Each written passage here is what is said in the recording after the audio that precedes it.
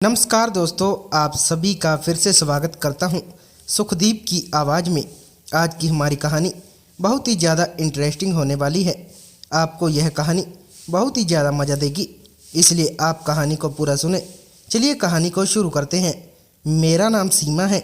मैं आज आप लोगों को अपनी एक ऐसी कहानी सुनाने जा रही हूँ जिसमें मुझ पर बेहताशा जुल्म हुए। यह मेरी आप बीती है जिसे मैंने बड़ी मुश्किल से बर्दाश्त किया।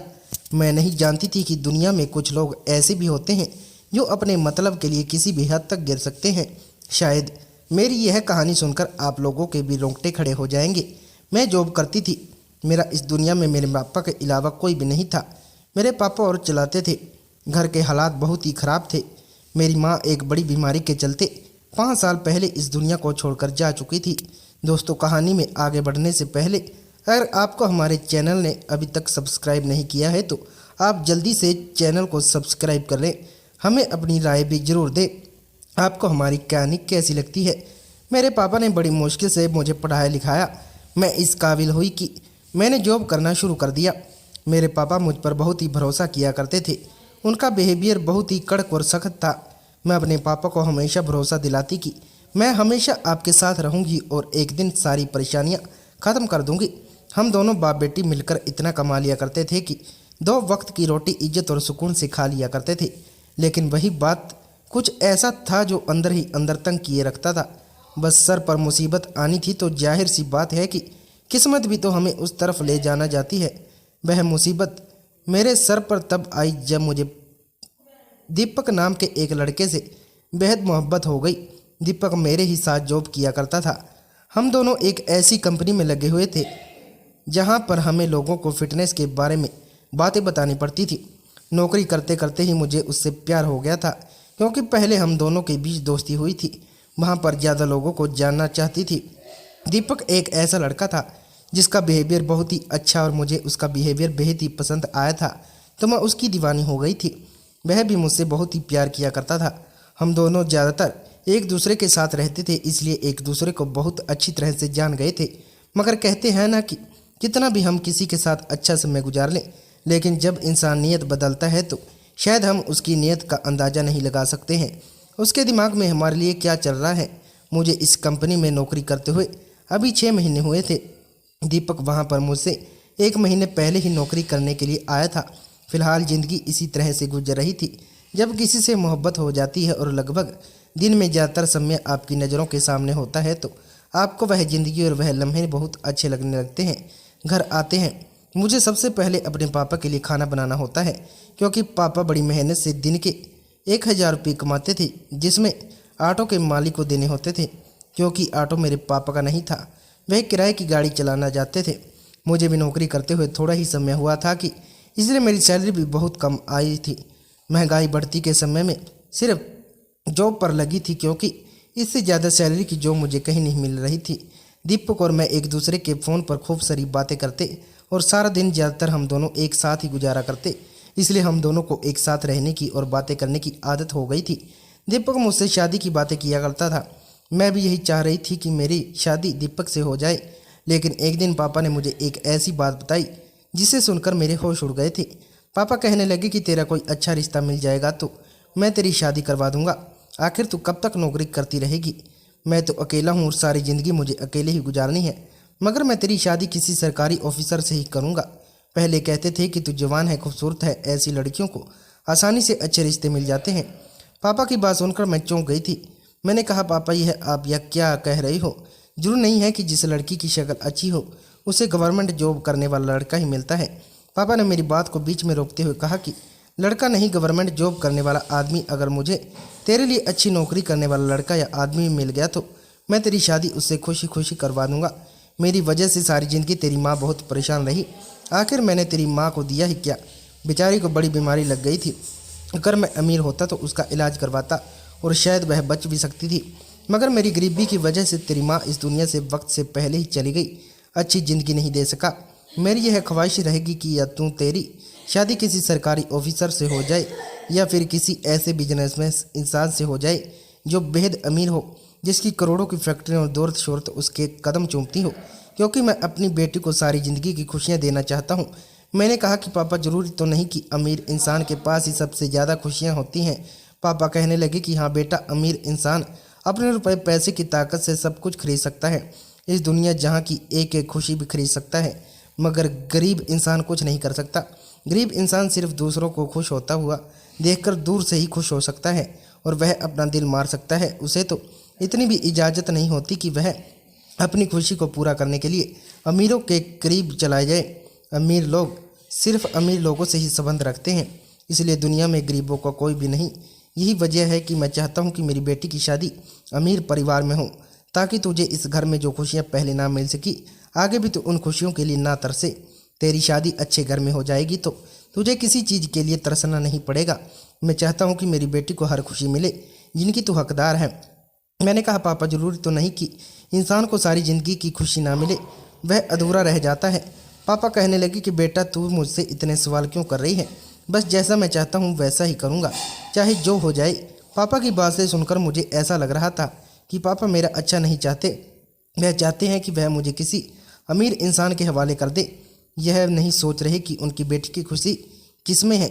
गवर्नमेंट जॉब करने वाला इंसान अच्छा खासा उम्र होता है।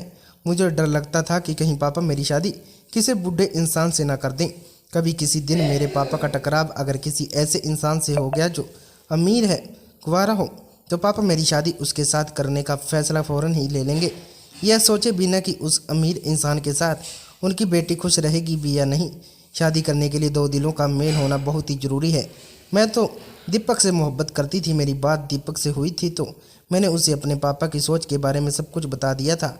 मेरी बात सुनकर पहले तो दीपक को बहुत गुस्सा आया था, लेकिन बाद में वह कहने लगा कि मुझे अब तुम्हारे पापा से डर लगने लगा है। देखो, मैं जल्द ही तुमसे शादी करना चाहता हूँ। मैंने कहा अगर मगर ऐसा कैसे हो सकता है?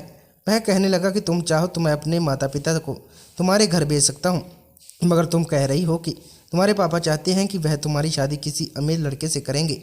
मुझे नहीं लगता कि तुम्हारे पापा मेरी शादी तुम्हारे साथ होने देंगे। मैं भी तो तुम्हारी ही तरह महीना कमाता हूँ। तुम्हारे पापा मेरी सैलरी के बारे में सुनते ही हम दोनों को अलग कर देंगे और तुम्हारी शादी किसी और के साथ कर देंगे, और ऐसा मैं होने नहीं दूंगा। मैं तुम्हें किसी और का होते हुए नहीं देख सकता। मैं सिर्फ तुमसे प्यार करता हूँ और तुम्हारी शादी मुझसे ही होगी। मैंने दीपक से कहा कि शादी तो मैं ही तुमसे ही करना चाहती हूँ। दीपक कहने लगा तो फिर तुम मुझसे शादी क्यों नहीं कर सकती?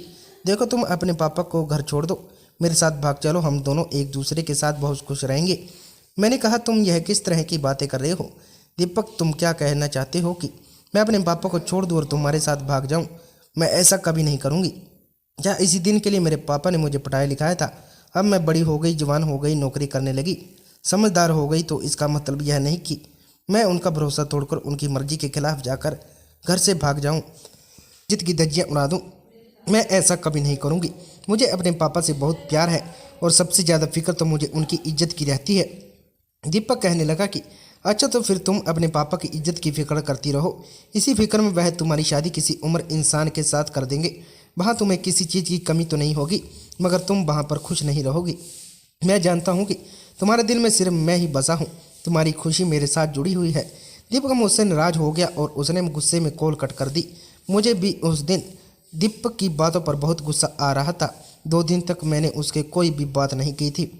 मैं जॉब पर भी गई तो वहाँ भी मैंने उसे इग्नोर करने की पूरी कोशिश करी, मगर मैंने देखा कि वह मुझसे मनाने की कोशिश कर रहा था, लेकिन मैं फिर भी नहीं मान रही थी। लेकिन एक दिन कुछ ऐसा हुआ कि जिसने मेरे होश उड़ा दिए थे। पापा बहुत खुश नज़र आ रहे थे। पापा ने कहा कि बेटा, मैं तेरे लिए बहुत ही अच्छा लड़का देखा। पापा की बात सुनकर जैसे मेरे होश उड़ गए थे। पापा ने कहा कि लड़का बहुत अमीर है, मैं तेरी शादी उसके साथ करवा दूंगा। बस वह उम्र में तुझसे 10 साल बड़ा है, मगर उसे देखकर कोई नहीं बता सकता कि उसकी उम्र तुझसे पूरे 10 साल ज़्यादा है। देखकर लड़का बहुत अच्छा है और ख़ानदानी है। उसकी सरकारी नौकरी, बड़े से घर में रहता है। लड़के वालों को सिर्फ खूबसूरत लड़की चाहिए और पढ़ी लिखी, बाकी उन्हें दान दहेज भी नहीं चाहिए। और मेरी बेटी खूबसूरत भी है। कल वह लोग तुझे देखने के लिए आ रहे हैं, इसलिए तू कल अपनी जॉब पर मत जाना और अच्छे से तैयार हो जाना। अपनी कुछ सहेलियों को बुलाकर उनके साथ मिलकर नाश्ता भी तैयार कर लेना। पापा की इस बात पर मुझे बहुत गुस्सा आया था कि वह इतनी जल्दबाजी क्यों कर रहे हैं। वह एक बार मुझे सोचने का मौका भी तो दे सकते थे। रात के टाइम पर मैं अपने कमरे में अकेली लेटी हुई थी। पापा कह रहे थे, शब्द बार बार मेरे कानों में गूंज रहे थे कि कल तुझे लड़के वाले देखने आ रहे हैं। वह उन लड़के वालों का सामना कैसे करते। भले ही मैं दीपक से नाराज थी, मगर मुझे उसकी बहुत याद आ रही थी। मैं उसे धोखा नहीं देना चाहती थी।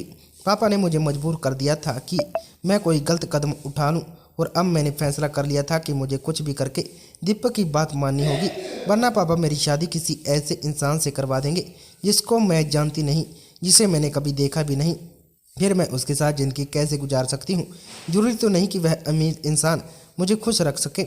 मैंने तभी दीपक को कॉल लगाई। उसने कॉल रिसीव करते ही मुझे फिर से सॉरी बोला था, क्योंकि सारा दिन वह मुझे ऑफिस में कई बार सॉरी के मैसेज भेज चुका था। मैंने उसे पूरी बात बताई तो उसकी आवाज़ सुनकर मुझे ऐसा लग रहा था जैसे उसकी खुशी के ठिकाने नहीं। वह कहने लगा कि मैं तो तुमसे कहता था, तुम्हारे पापा तुम्हारी शादी बड़ी उम्र के लड़के से ही करवाएंगे। दीपक ने कह दिया था कि तुम अपना सामान पैक कर लो, आज रात ही मैं तुम्हें यहाँ से भगा कर ले चलता हूँ। रात के लगभग 3 बज रहे थे। पापा गहरी नींद में सो रहे थे। मेरे पापा ने बचपन से लेकर अब तक मुझे बड़े लाड प्यार से पाला था। ना जाने उस समय मुझे अपने पापा क्यों बुरे लग रहे थे। क्या वह मेरे साथ इतना बुरा करने जा रहे थे जो मैं यह सब करने पर तैयार हो गई थी।